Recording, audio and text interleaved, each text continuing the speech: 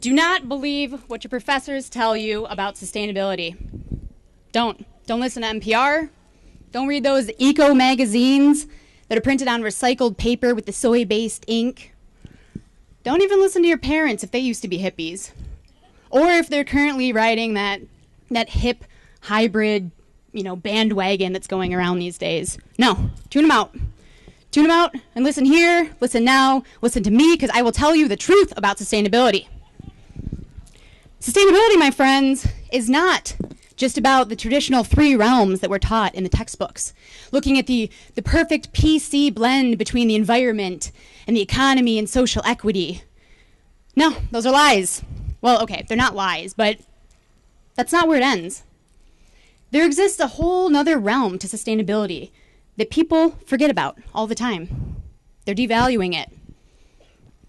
And you find that it's often invisible in those textbooks or in conversations. But what's funny about it is that although it's invisible, it's actually very visible. Because the 4th realm, the 4th pillar that I'm talking about that really factors into sustainability, and I argue makes sustainability the strongest, is that of aesthetics. That's right, people. Sustainability can and should be sexy. I am a designer. I'm a visionary of the future, right? And I'm here to tell you guys that beauty matters. The way that I'm engaging with sustainability is by not only understanding the nuts and bolts behind the environment and behind the economy and behind our social systems, but using the knowledge I have about those 3 realms and weaving them together into this sustainable world that is simultaneously a beautiful one. Because you see, my friends, considering aesthetics and adding aesthetics in the mix is very powerful.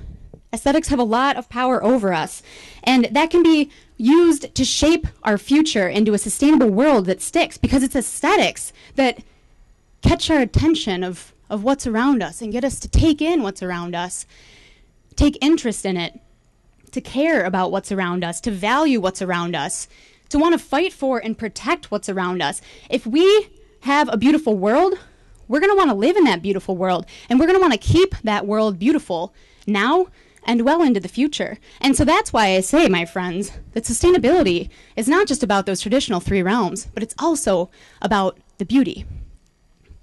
You think I'm nuts? Think I was smoking the rope on the way here?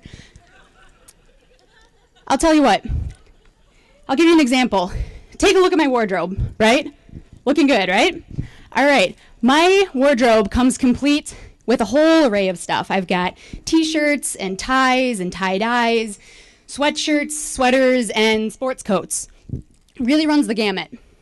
I can craft these things into all different sorts of different uniforms and costumes and outfits that I want to wear. Anything from crazy like this to actually pretty classy, to comfortable, and then obviously back to crazy again, because that's my favorite.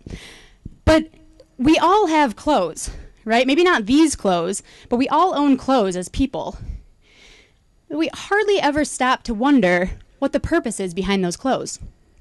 Other than, when it's like graduation time and we're wearing this like weird like penguin outfit that has flappy arms and the top, flat brim hat, and wondering why is it that in our culture we've decided that this is cool to do in between our transitional stages. Anyway, but if you really do think about it, clothes have a purpose, right? They cover our bodies. And in our culture we've decided that that's what we want to do in order to avoid jail, right? So we dress ourselves on a daily basis. Well, clothes are not just culturally important, but they're also environmentally important. I mean, we live in a state like Michigan, and even though it's a glorious day today, it will snow soon, probably, maybe even tomorrow. And so we use clothes in an environmentally functional way as well. But if really the purpose behind clothes is just to cover our bodies and combat the climate, then why is it that clothes come in so many different colors and patterns and cuts? Why don't we just keep things simple and all walk around in muumuus or gray coveralls all day? It would sure make getting dressed in the morning a heck of a lot easier. And I would also argue it'd be a lot cheaper because, let's be honest, sometimes fashion is a little bit expensive. So we make daily decisions that stem beyond mere function. we take into consideration aesthetics. To us, appearance matters. But I will argue that appearance and the visual world doesn't just stop at our eyelids. No. In fact, it seeps into our pores, and it infiltrates our minds and our bodies, and it makes us have different moods and emotions. Now you probably think I'm like super crazy, but here, I'll give you another example. The way that I walk to campus every day. So I live up in Carytown, and I go to school at the School of Natural Resources, which is housed in the Dana building, which is on Central Campus. So I have to, every morning, after I dress myself, I have to walk from point A, up in Carytown, to point B, down on campus. So what I do is I walk south down State Street, and then I cross over Huron, I cut through the North Quad courtyard, and I take down Thayer, take a left onto North University, cut across the east part of the diag, and then boom, I'm there, point B, the Dana building. Every single day for the last 3 years, I've walked the same way. Why is it that I choose to walk the same route over and over again when there are millions of different pathways I could take from getting from Carytown down to campus? Probably a lot of you are like, oh, time efficiency, man. It's got to be down to, time efficiency. No, lies. Again, wrong. I've actually clocked different routes, and it's exactly the same to go a couple of the different ways around North Quad, because I actually had to do that for a little bit of time when they were doing construction on it. So why is it that I choose to consistently cut through the courtyard at North Quad instead of going one of those other routes? I'll tell you why. It's not just about efficiency of time. I mean, that factors into it, sure. I'm not like going way to the other side of Ann Arbor and then coming down to campus. But it's because of the things I get to see along the way. And not just the things I get to see along the way, but the way that those things make me feel.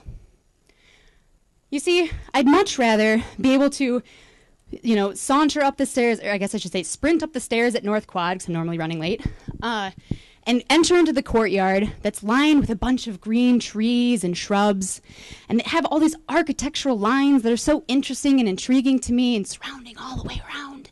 And I get to walk past these sleepy students and staff members that are like rubbing the crust out of their eyes. And then I empty out on the other side of the courtyard, elevated still above the rest of campus, and I see the MLB and beautiful Rackham Auditorium being kissed by the morning sunlight.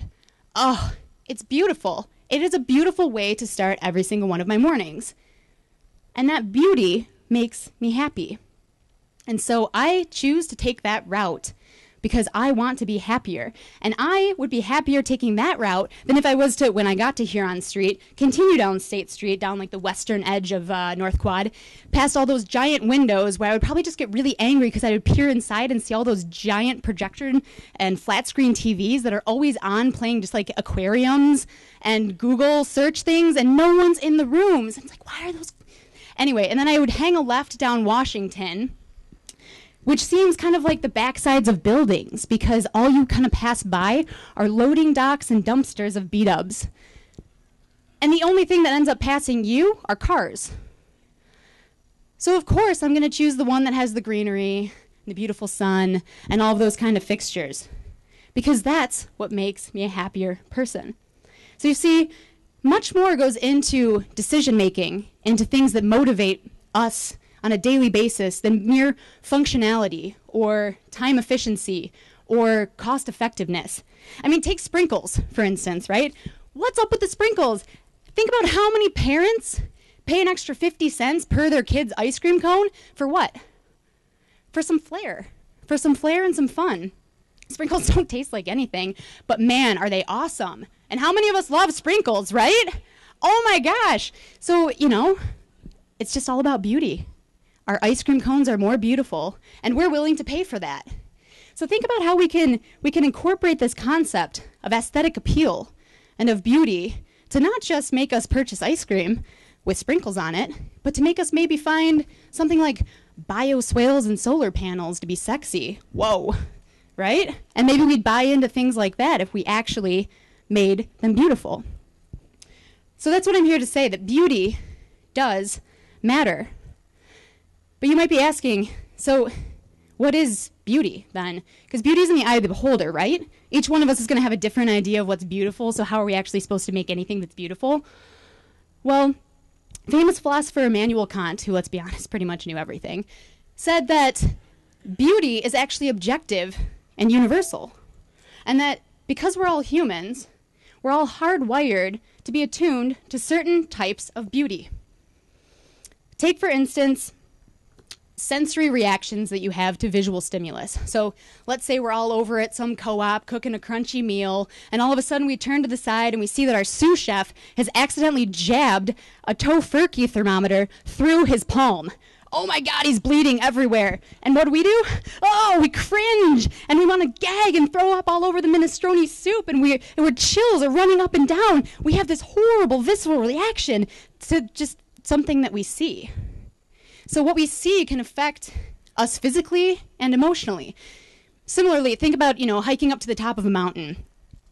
Being able to look out over the abyss around you, looking at the clouds billowing, feel the cool air passing you by. And what happens? Your eyes open wide. Air fills your lungs. Your heart starts beating. Oh my gosh, euphoria sets in. We all have it.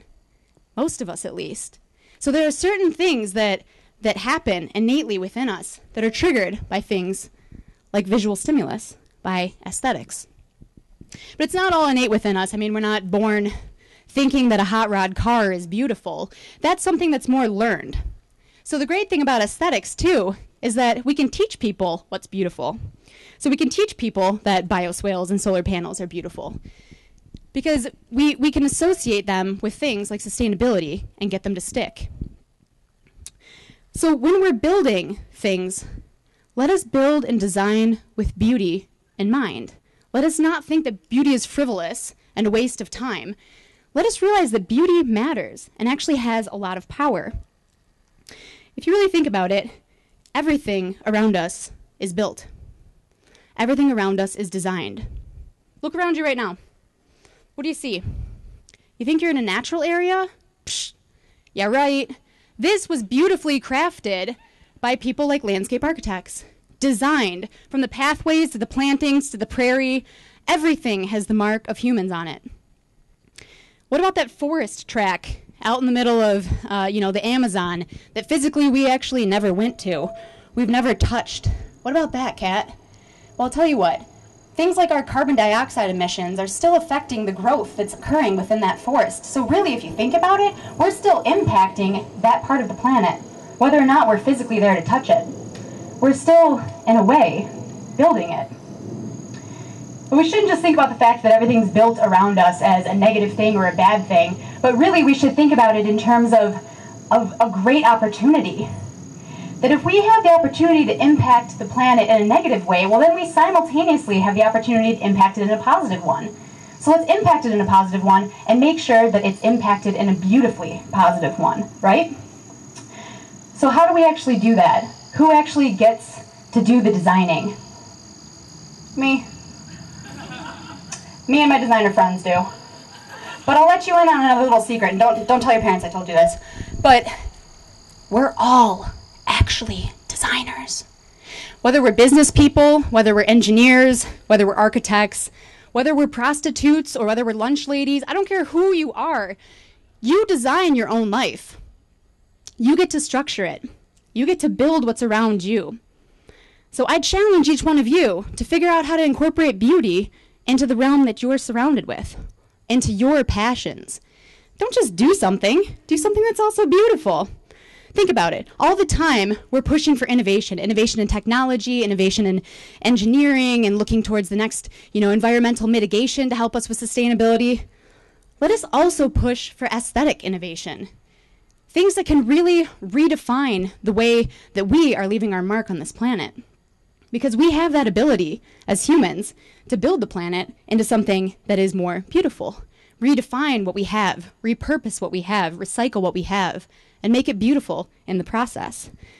So you see, this concept of aesthetics is essential when talking about moving forward with something like sustainability, because it's going to be aesthetics that are going to get people to jump on board to things, going to get people to support things, to care about something.